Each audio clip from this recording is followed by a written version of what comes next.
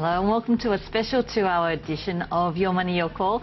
I'm Julia Lee from Bell Direct, and if you have a question about shares, our phone lines are now open on 1300 30 34 35, or you can always email us on yourmoney@skynews.com.au. And tonight we're very lucky to have Ben Clark from TMS Capital and also David Buckland from the Montgomery Fund. And what a day to have a show. We saw oil prices once again taking a slide, the Australian share market taking a slide also, and it's not a great start to 2015. So going into reporting season, David, how are you positioning your portfolios? As I said a couple of weeks ago, Julie, we've got about 30-odd% in cash across our two funds on a blended basis. We basically have no miners to speak of. We have no resource service companies.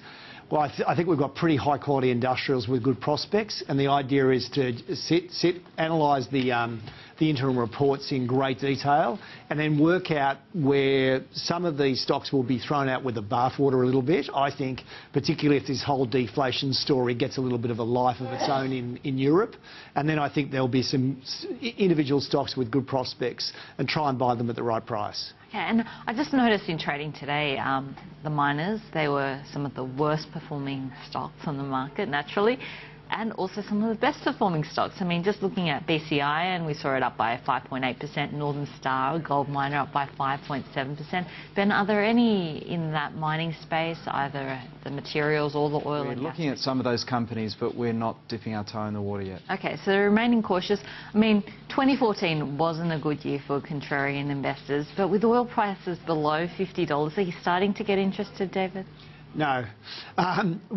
Just going back to your point about some of these stocks, what happens is when a commodity halves quite quickly, the share price gets built up to such a degree, particularly if it's a relatively highly leveraged business, either operationally or financially, and gets hit so hard that what actually happens is you end up with stub equity or optionality. So let's take AGO as an example. Some years ago, here's a stock that's $4 or $5. It gets down to 16 or 17 cents. And in one day, it can go from 16 or 17 cents to 23 or 24 cents. So all you're doing there is you're speculating on optionality. So iron ore goes from $63 $68 a tonne to $71 a tonne. And suddenly this stock can go up 30% from 17 or 18 cents, or down 30% from 25 cents back again. So you're buying stub equity or optionality with a lot of these speculative type moves. So almost a binary outcome from where we are. It either goes up or down. So it sounds like 2015 is going to be a very interesting year. We do have a viewer email here now from Adam, and Adam writes, the CEO of Beacon Lighting said recently full-year EBITDA, earnings before interest, tax, depreciation, amortisation, could be close to $30 million. That's up from $20 million last year. He said business is very consistent because people use their products in home renovation. Their price has risen rapidly since floating at 66 cents. Do you see them as one retailer that can be successful in this difficult retail environment? Certainly a stock that's performed very well. The stock price jumping since it IPO'd, and in the last 3 months it's had a strong performance as well. Strong housing market here in Australia. David, is this one that you'd be backing? Look, we don't own it, Julia. We've missed it. But look, it obviously is in a great niche. Any company that can upgrade its earnings by 50% in this environment is doing spectacularly well. So obviously it's a very well-run business. It's in a great niche. And as the emailer said, it's on the back of the sort of the renovation market. So, you know, I think an area like that should continue to do quite well. But as I said, we have missed the boat on that one. Okay. What's your question tonight? Hi, Julia. Thank you, and hello to everyone. Look, I just had a couple of stocks that I've bought into recently. ERM, which is an electricity provider to business and government. Sure. It's run fairly well, and I was just wondering how, if any, the oil price would affect that, because it's in the energy sector, obviously. And the other one was BPT. I've also bought into that at a very low base, and it's still holding up well, even though the oil price has dropped as well. I was just wondering if the guys would have any opinion whether I should start looking at taking some money off the top, or should I just hang in there and see what happens? Sure. So we've got a call from Kathy about ERM Power. EPW is the stock price, and Beach Energy, BPT, talking about how the oil price may affect a company like EPW. So, David, what do you think? I don't know anything about it, but I do have some statistics here, and that is that it's about a $530 million company, Kathy. Its return on equity has been about 16%, which I think is perfectly acceptable. It seems to be on a PE of about 18 times, but it has quite a bit of debt from what I can ascertain. Our valuation is about 80% of the current share price, so it's not one that we would pursue basically on valuation grounds. Okay, so on that note, we are taking a short break, but we'll be back to answer more of your questions in just a moment. What's your question tonight? Hi, Julia. I've got a bit of it's basically with the share portfolio, I would have thought that most share portfolios would have BHP and Woodside in them. But I'd also like to just make a general comment that if Canada and USA were the only place in the whole world, they'd be self-sufficient. They've got oil, water, corn, wheat, beef, turkey, defence, space, travel, and now they've got oil. They don't need the rest of the world. I can't see how they're in debt. You can get a coffee and a donut for $1.95, and petrol's gone to $2 a gallon retail, so that's about 50 cents a litre, isn't it? So you're just looking for a comment on how the US is going to impact the rest of the world? Well, I'm just saying that we need commodities. I got in on the freeway and I could see BHP from my place to Perth. It was all iron ore straight down the thing, and we're all using Woodside's petroleum. Sure. So I guess the question was regarding BHP Woodside. A lot of people not only hold these stocks in their core portfolios, but a lot of self-managed super funds would also hold them, not to mention the managed funds out there. And looking at a stock like this, BHP, we've seen a huge tumble. Woodside Petroleum's held up fairly well given what we've seen from the oil price over the last month. David, what do you think? Bruce, let's go to BHP. 6 or 7 years ago, it earned $14 billion. Last year, it earned $14 billion. So its earnings have not grown 1 cent in 7 years. Let's analyse it. 7 years ago, they had shareholders' funds of $35 billion. So they're in $14 billion on $35 billion, which is a 40% return on equity. Today, their shareholders' funds are not $35 billion, but $85 billion. So their return on equity on an extra $50 billion of equity has declined from 40% to sub 17%. So that sounds like a terrible business to me. Furthermore, 7 years ago, their debt was $12 billion. Today, it's $36 billion. So their shareholders' funds have increased by $50 billion. They're not making a cent more than they did 7 years ago. In fact, in 2015, they'll make a lot less. Their debt's tripled, and it's a great stock because they've got iron ore. I don't understand that. I like stocks that have earnings that grow consistently over a long period of time. Also like stocks that do it on their incremental equity, not going backwards from 40% to 17% on their incremental equity. So it's no great surprise to us that BHP share price has performed appallingly for the last half dozen years. And unless you're a massive bull on iron ore or oil or copper, I can't see why it won't continue to perform in a very, very sober way. I mean, what type of things, David, would spark your interest back in these type of sectors and stocks? So you've got to understand the supply-demand economics. And what we have to really understand, particularly in the likes of iron ore, is that places like China have been consuming 50 to 60% of the world's steel.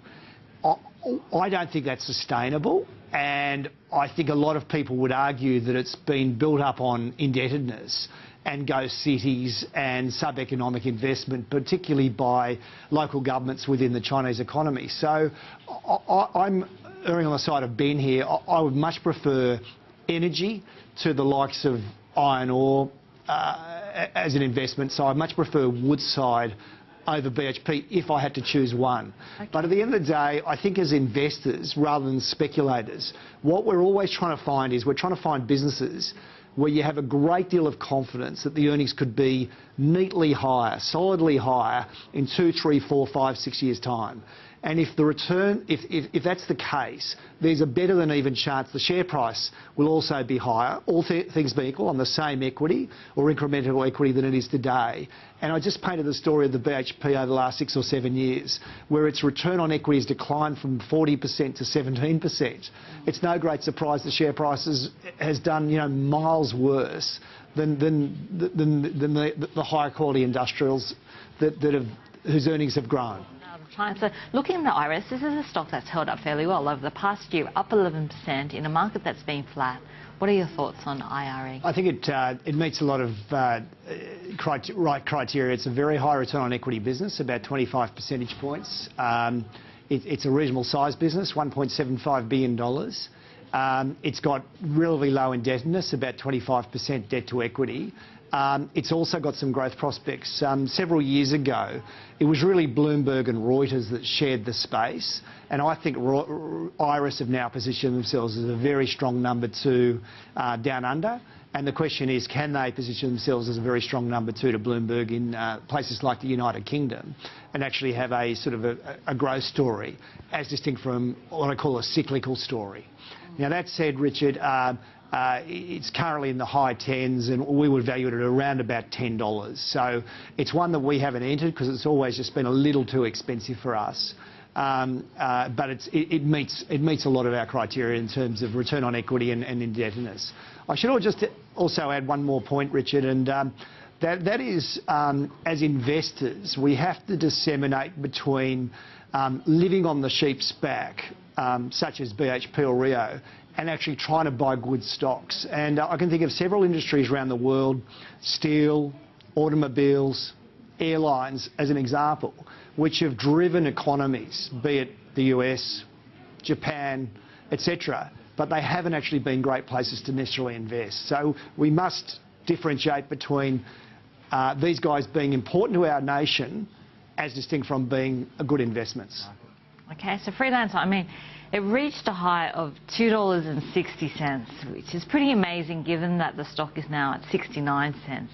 David, is this one that would start to interest you now that it's fallen so much? No, not yet. Not till we can see it making a dollar, and most importantly, that making that dollar has become sustainable, and then that dollar can grow. I think it did, float obviously quite brilliantly, and it was a great stag for the people that were in it during the initial public offering process. As you say, it's come back very, very aggressively, but until a stock like this can make money on a sustainable basis, it's one that we'll probably just keep an eye on only. Okay, so from 50 cents all the way up to $2.60 and now back down to 69 cents. That's Freelancer, FLN's the stock code there. Let's go now to this email. We've got one from Mickey, and Mickey writes, Oceana Gold keeps on falling. It's looking promising with the increased gold production forecast through GDPO in 2015. Should I hold, average out and buy more at a cheaper price, or get out altogether? The gold stocks. Interesting one. In fact, some of the only bright spots on the market have been some of the gold stocks and Qantas today. Looking at gold, David, is it an area that you'd be looking at? What do you think of Oceana Gold? It's speculative. See, we've seen gold just pop its head up, maybe $50 an ounce. After coming all the way down from 1900 down to sort of in the 1100s, it's back into the 1200s. At the same time, the Australian dollar's obviously gone from 105, 110 down to, it's about to break through 80, I think. So I think this is highly speculative. We've got a valuation on it for what it's worth of about $1.70. So it's one that I still think is a little too expensive. But I think with a stock like this, all you're really doing is speculating. And if you've got some super duper insight into the gold price, or the production profile of this company that's greater than the market, by all means have a punt, but it's not. A stock like this for us just isn't investment grade. What's your question? Oh, thank you. My question is in relation to unlisted property trusts, and more of the ones in the 50 million, 75 million, where they're backed behind a distribution, a Coles distribution, and they're paying 8 and 9% dividends and that sort of thing. Are they a good investment for people in their self-managed super funds when the return on the deposits and cash is very low at the moment? Okay, we're looking at unlisted property trusts. I guess we usually talk about stocks that are traded on the ASX, but maybe we'll get some comments from you, David. Well, I think, yeah, so on this subject, I think there's about 4 things to look at. The first is the price you're paying relative to the price of the property. And it seems to me to be nonsensical to go and pay $1.20 for an asset that's worth $1. That's the first point. The second point, I think, is you've got to look at the quality of the tenant. And you've got to have a high-quality tenant with a long lease. If you have a low-quality tenant with a short lease, the building can become unleased very, very, very quickly. The third point you've got to look at is the ratchet clauses in the lease. Is the tenant paying, you know, is the tenant paying CPI or 3% or 4%, whichever is higher, or CPI or 3 or 4%, whichever is lower? They're simple questions to ask over a period of, say, 6 or 8 or 10 years, assuming the tenant's there for 6 or 8 or 10 years. And then the final thing to ask is, if the tenant happens to leave, how easy is it to re-tenant that particular building? Now, if those 4 boxes are ticked, i.e. the price is reasonable, and I'm assuming the building is not too indebted, and it's locked in its debt at a controlled interest rate, assuming that the tenant's high quality, assuming that there's ratchet clauses in the lease, and assuming the building's of a reasonable quality that you can release it if the tenant leaves at the end, then I think these things at 8 or 9% yield, all things being equal, when cash rates are 2.5%, possibly going to 2 in the next 6 months, are not an unreasonable bet. Okay, so I guess these income type of investments looking pretty good in an environment when you are seeing interest rates potentially falling here in Australia. Let's get our next caller. We've got Noel on the line from New South Wales. Noel, welcome. What's your question tonight? Oh, hi, Julia, and hi, panel. 2 questions. The first one relates to a company called Oz4X Group. I'd like your opinion too on this one, Julia, and to the other panel members, basically on the fundamentals. And can you foresee any risks associated with a company like Oz4X going forward? And the second is a quick question. I've been trying to follow the iron ore price. Is there a good website that I can monitor it daily? Thank you, Julie. Sure. So having a look at Oz4X and then just an information source for the iron ore price. Let's start off with Oz4X. I mean, some of the IPOs in the market have performed very well, and Oz4X is one of them. IPO'd at $2, but then hit a high of $3.50. An excellent performance for anyone who got in on the float. But now we've seen it back down at about $2.86. So there has been a fair amount of volatility. It has managed to beat expectations in terms of its profit results, so that's always good with a newbie on the market. But in terms of risks and outlook, I guess the question from Noel is, where is it headed next? David, what do you think? Well, it's a business that we like. It ticks a lot of boxes, Noel, and that it has a high return on equity. It has very, very strong balance sheet. It has reasonable prospects. The problem for us is the price. We have a valuation on this stock in the lowish 2s, and so it's one that we, you know, have been unable to get excited about. What we see over time is, while it can undercut the banks in a fairly significant way in pockets of its marketplace, we don't see a lot of barriers to entry for this stock, particularly in places like the US and outside Australia. So it's one that I think we've got to be aware that the competition could come, particularly internationally, and for that reason we're probably being a little conservative and wanting to buy it in the low 2s rather than the high 2s. And we were talking about Oz4X. It has had some fantastic results, one of the better IPOs that have hit the market over the last couple of years. And I guess in terms of risks, there was talk about competition, especially some of the foreign players out there, but also just regulatory compliance. One of the things they don't have, though, is settlement risk, because they wait for funds to hit the accounts before going forward. But they have been around for 10 years. Where do you see a company like this going next? Do you see profitability? I think it's complicated, and I think it's complicated because we all know as individuals, every time we travel, we get completely and utterly fleeced by our bank. Every time we move any currency in and out of Australia, and I think to some degrees it's the same for the corporates. And I think with this global payment systems and global payment technology, I don't understand why someone can't break the back of this entire cycle. Instead of fleecing us all, or fleecing corporates to such a great degree, they just make a very, very small margin. And I think that ends up inevitably happening with the online world. Margins come down very, very, very aggressively, and as regulations become international rather than national, I think money can move around globally much more effectively. So rather than us getting fleeced by 2 or 3 or 4 cents every time we do something, it might be 0.2 or 0.3 or 0.4 cents instead. And that by definition will hurt the margin of any organisation like this. Just before the break, we had David calling in with a very good question about income shares. He's 70 years old, and his portfolio has performed very well. And I was looking through, a potential income portfolio versus a growth portfolio based on blue chips and how they performed over the past year. And the income side of things, fantastically well. Not unusual to see 20% plus returns. But the growth portfolio, even on the blue chip side, exactly the opposite. Is this going to be the same thing in 2015? Is it time to start shifting some of those assets, very high valuations that have performed well, or do you stick with what's worked? If I was in David's shoes, I'd largely stick with what I'm doing. David, the only thing I could really say is look out for those stocks where the dividend is only just covered by earnings, and where the earnings could be under pressure over the next 1, 2 or 3 years, because they're the stocks that may end up having to cut their dividends over the medium term. And if that's the case, the share price could fall quite dramatically. So just reiterating, high quality industrial companies with growth prospects where the dividends are well covered, stick with them.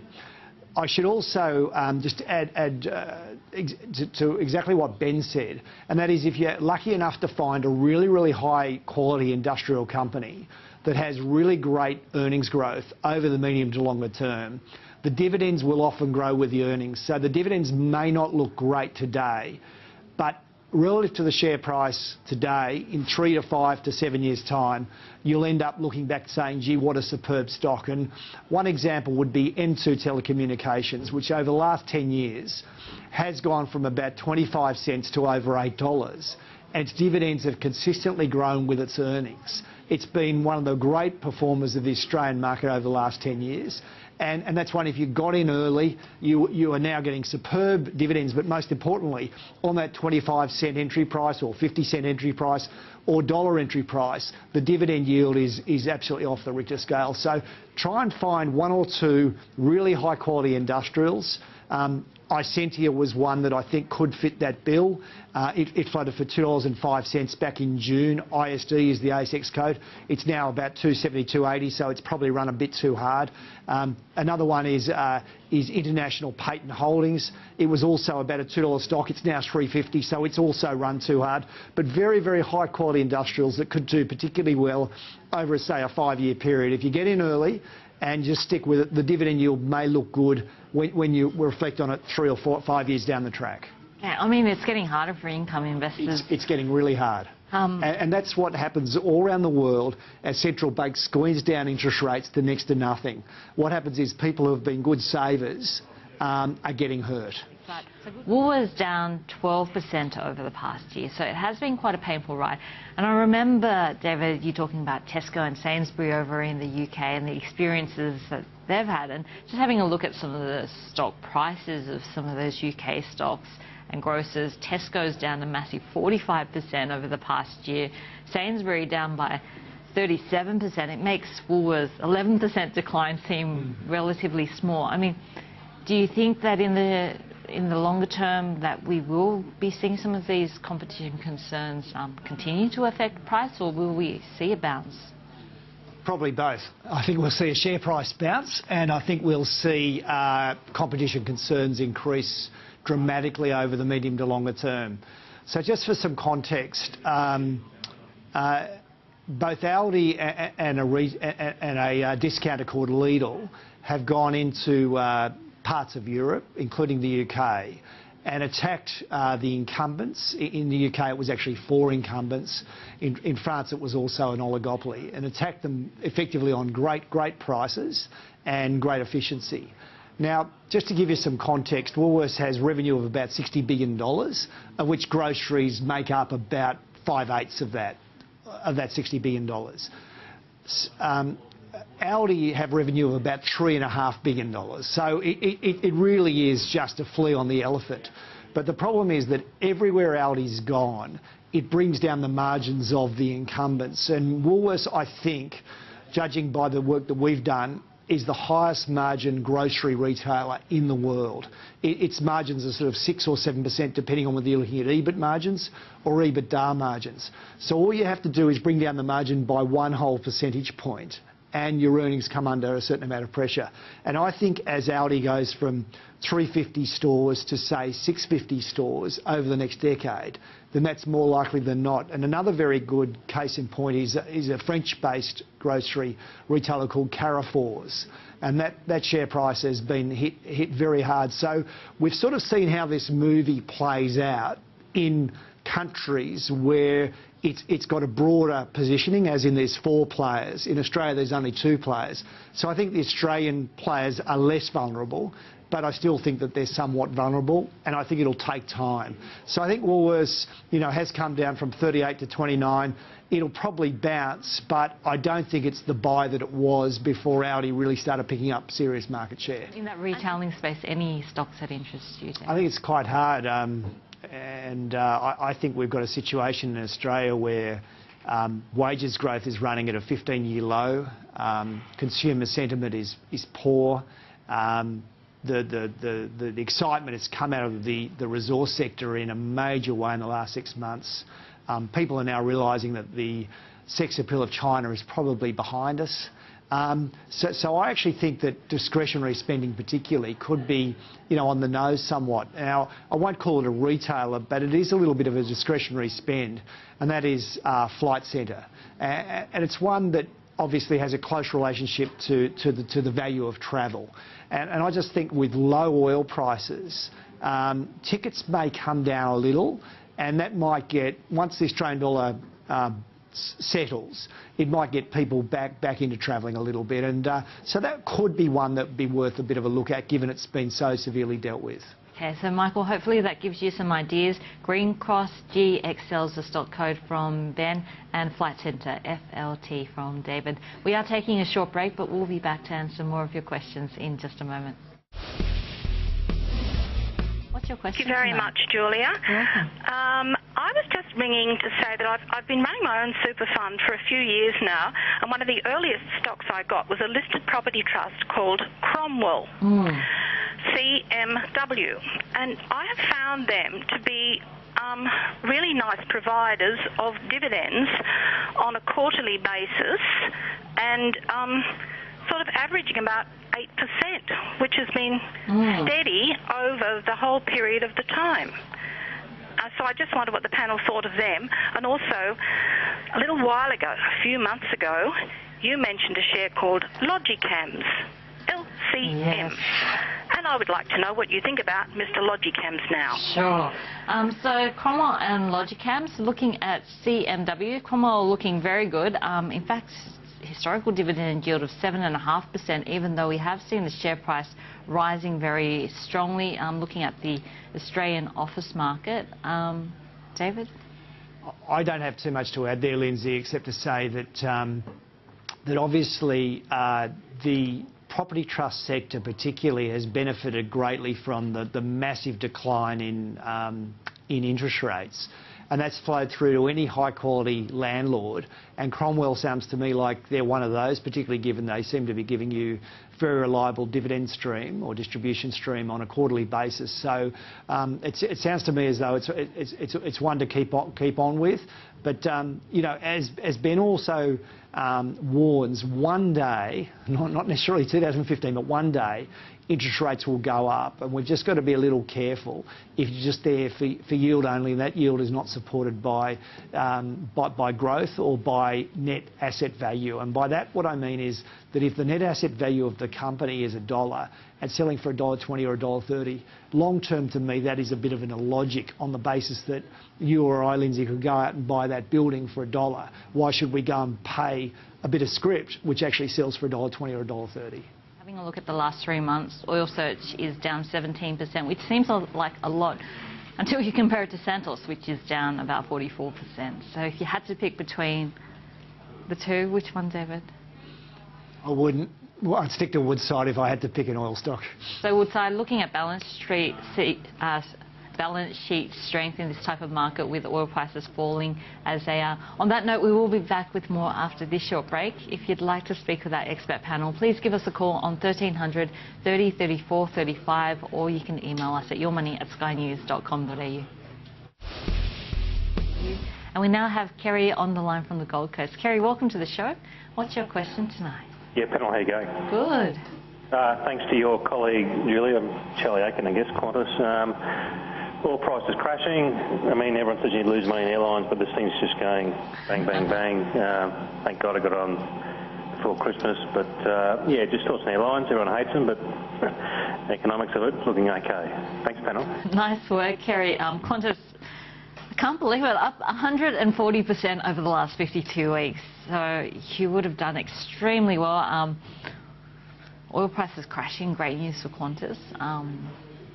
Yeah, it's a trading stock only. It's not. You're not there for the long haul.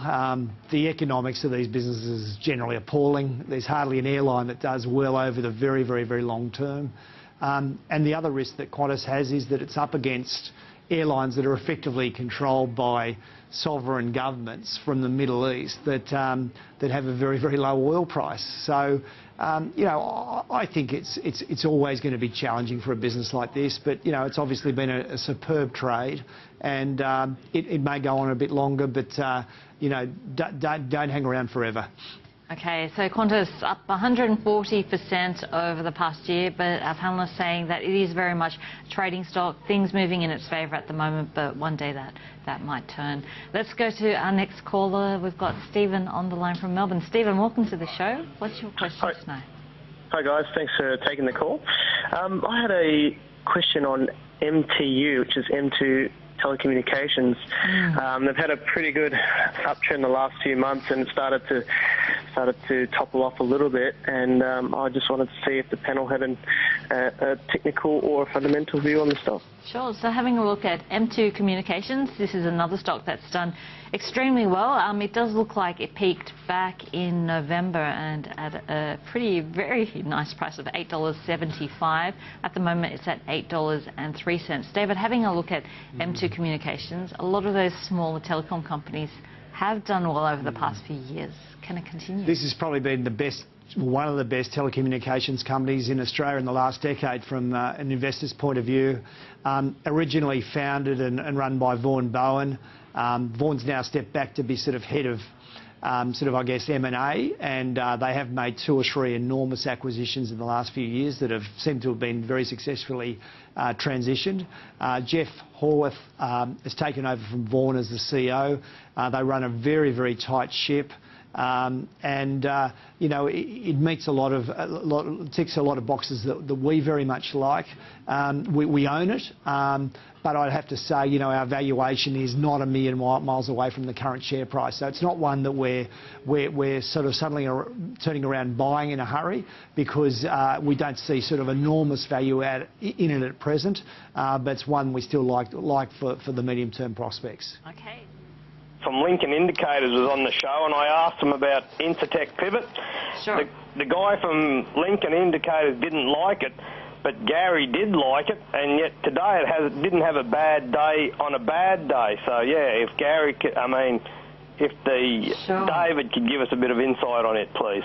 Sure. So having a look at Incitec Pivot, strong, fundamental point of view, and looking at the commodity space, Incitec Pivot's had, fairly average poor time. But then from an currency perspective, oh my goodness, the Aussie dollar has just absolutely tanked, and great news for a stock like Incitec Pivot. David, what are your thoughts? So it's valued at about $5.5 billion. It's got a return on equity of about 10%, which really doesn't do it for us. Reasonable indebtedness. I'd sort of probably cut to the chase and say our valuation is somewhat lower than the share price. Our valuation is probably closer to $2.50. Because it's sort of a commodity type stock, it probably doesn't have a lot of control over its margin from a year-to-year basis. It's one that we would probably again say is more a trading stock than an investment type stock. And for that reason, it probably doesn't, generally meet our criteria. Products. But what about Mesoblast in particular, David? Capped at $1.4 billion, got plenty of money in the bank and doesn't make a cent. Highly speculative, unless you've got some sort of brilliant insight from a medical point of view that laymen like us don't really have. I think you're really just speculating and hoping that something will come through. And as Ben says, if it does, it could be worth, it could be factor gains. But it's beyond my skill base to assess things like that. So I'd rather stick to things that earn money. Well, Godfrey's hasn't been on the market for long, only since December, but we've seen it moving up from $2.75 to $3.10, so a nice gain there. Is this one that would spark your interest at all? Look, what I'd probably have to ask is what's the revenue potential of a business like this over the medium to longer term? And what you're trying to do is you're trying to get stocks with a sort of a large addressable market and ask yourself, could the revenue go from $1 to $2 over the medium to longer term? I don't know if what the answer there is, but I suggest the viewer tries to work out the size of the marketplace and can they pick up market share. Okay, so that was Godfrey. Certainly it's been an absolutely massive show on what's been a massive day for the Australian share markets, on a day where we did see the Aussie share market down 1.6%, the oil price slipping below 50 US a barrel overnight. We've had plenty of questions, but that's all we have time for today. Thanks so much to our guests tonight. A fantastic job from Ben Clark from TMS Capital and also David Buckland from the Montgomery Fund. And of course, thank you to all our viewers for your calls and your emails tonight. Until next week, I'm Julia Lee from Bell Direct. Have a fantastic night.